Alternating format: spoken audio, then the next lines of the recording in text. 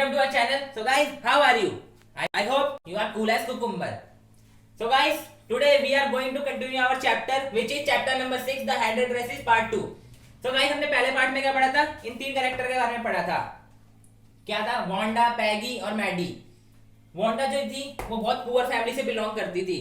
वो डेली एक ही ड्रेस पहन के स्कूल आती थी और वो क्लास के आखिरी डेस्क पे बैठती थी और वहां पर वो ड्राइंग करती रहती थी.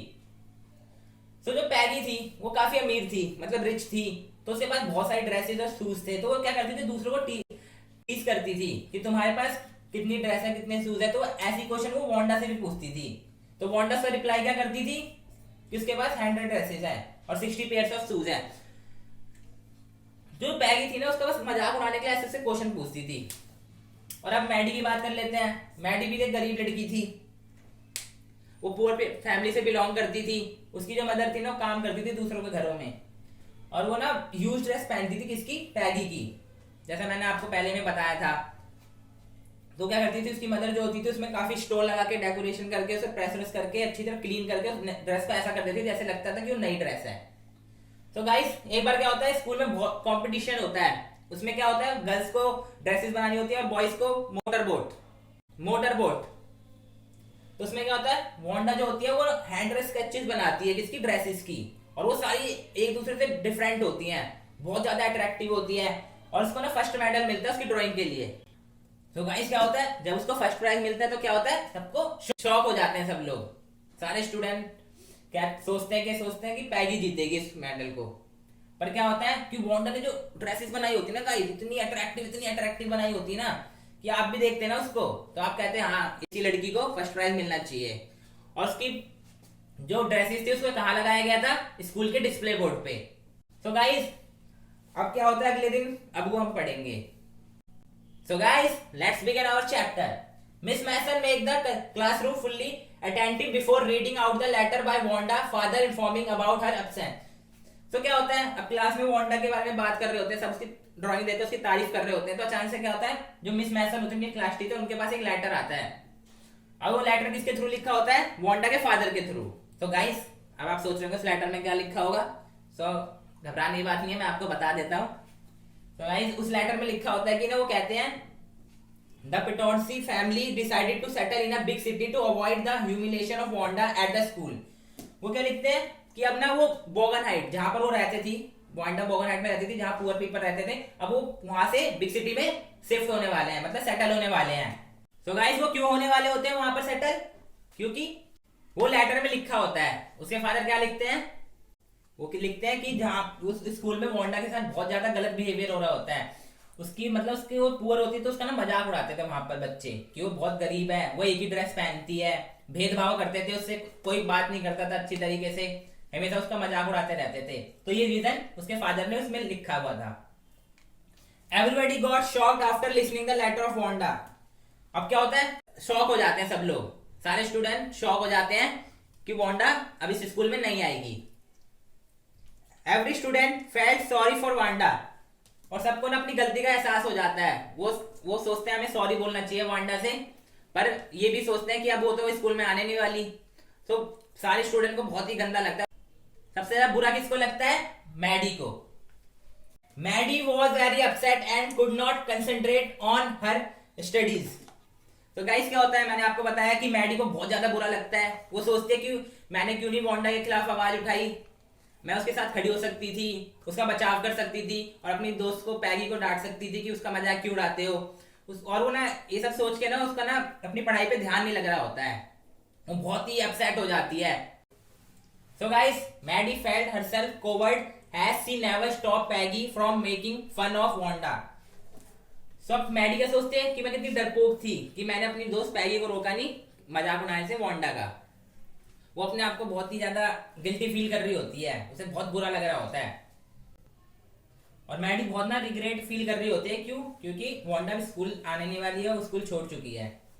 उसे ना उसे सॉरी बोलना था. तो अब वो सोचती है वो तो कभी आएगी नहीं, मैं उससे सॉरी नहीं बोल पाऊंगी. और इसी से सोच के वो बहुत पछताती रहती है अंदर ही अंदर. Maddie and Peggy went to find Wanda at her house at Boggin height.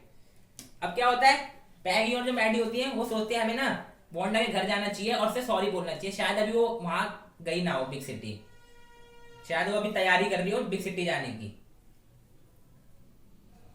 सो वो वहां जाते हैं। सो वहां क्या वो देखते हैं, they could not meet her as she had already left the place with her family.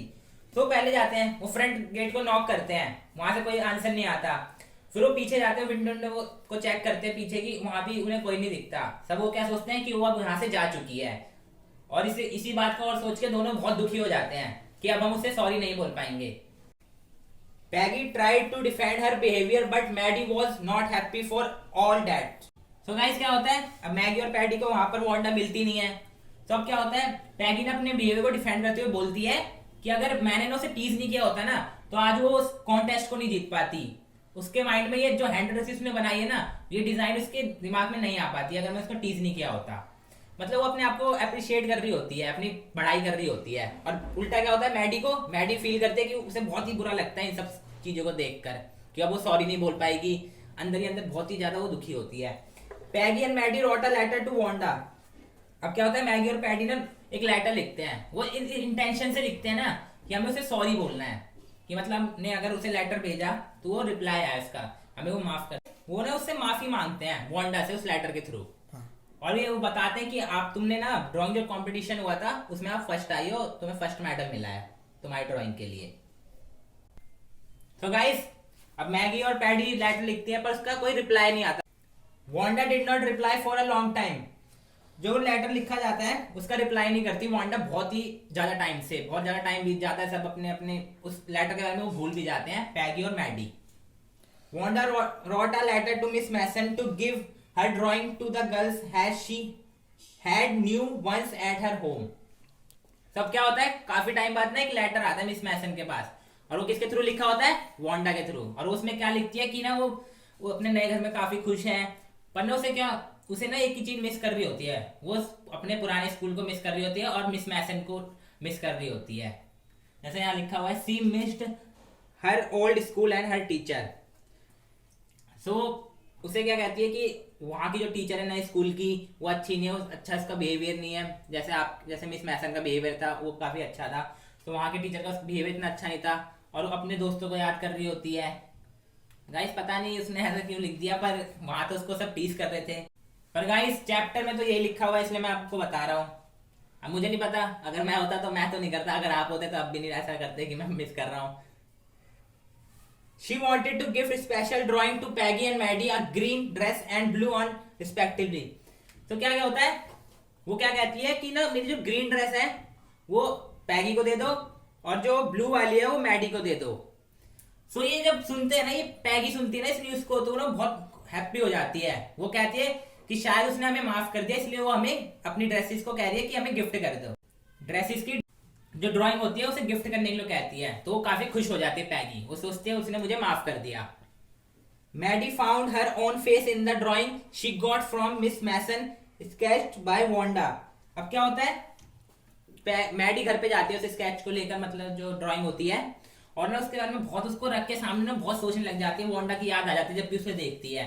तो एक बार वो रात को सो रही होती है, तो एक बार उसे ध्यान से देखती है। उस स्केच में क्या होता है, फेस उसका जो मैडी का जो फेस होता है ना वो बिल्कुल वैसे ही उसने कॉपी कर रखा होता है वांडा ने, मतलब उसकी एक पोर्ट्रेट बना रखा होता है। तो क्या करती है, अपना फेस उसमें आइडेंटिफाई करती है। उस कहती है कि वांडा ने मेरा फेस बना रखा है इस पोर्ट्रेट में।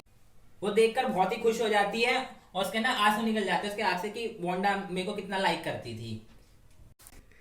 सी rush to Peggy house to tell that. So अब क्या होता है, वो दौड़ती दौड़ती पैगी के हाउस जाते हैं और उसे ना पोर्ट्रेट दिखाते हैं कि देखो वांडा ने मुझे इस पोर्ट्रेट में कॉपी किया है। सो इसको सुनने के बाद ना जो पैगी होती है ना, वो अपनी ड्राइंग लाती है, उसमें उसे भी ध्यान से देखती है। तो मैं क्या आइडेंटिफाई करती है कि उसे भी वांडा ने कॉपी कर रखा होता है। और ये देखते हैं ना उसकी आंखों में भी आंसू आ जाते हैं, और वो अपनी ना गलती का एहसास कर रही होती है कि शायद मैंने उसे टीज नहीं किया होता, क्यों मुझे इतना लाइक करती थी, ये उसे पता नहीं था।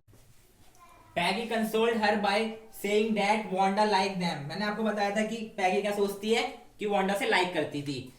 गाइस पता नहीं, मुझे समझ नहीं आता कि जो वांडा है वो इन्हें कैसे लाइक करती थी, क्योंकि तो हमेशा इसे टीज करते रहते थे। मैं होता तो मैं तो बिल्कुल सा नहीं लिखता ऐसे। Maddie agreed and blinded away the tears that come every time she thought of Wanda Petronski. तो गाइस क्या होता है, अब मैडी जो होती है ना, तो जब भी कभी बॉन्ड के बारे में सुनती थी या उसके बारे में उसको याद करती थी ना, तो उसको आंखों के आगे आंसू आ जाते थे, वो रोने लग जाती थी उसको याद करके। और इसके बाद ना उसकी आंखें खुल जाती है और वो एक स्टेप लेती है कि अब से स्कूल में किसी भी पुअर गर्ल्स को टीज किया जाएगा ना, तो उसके खिलाफ वो आवाज उठाएगी और स्टेप लेगी उसके खिलाफ, चाहे वो उसकी दोस्त पैगी ना कर रही हो उसके साथ मजाक। So guys, I hope you like this video. So guys, if you have any doubt, please comment below to make yourself doubt free. Have a nice day, goodbye, and don't forget to like and subscribe my channel.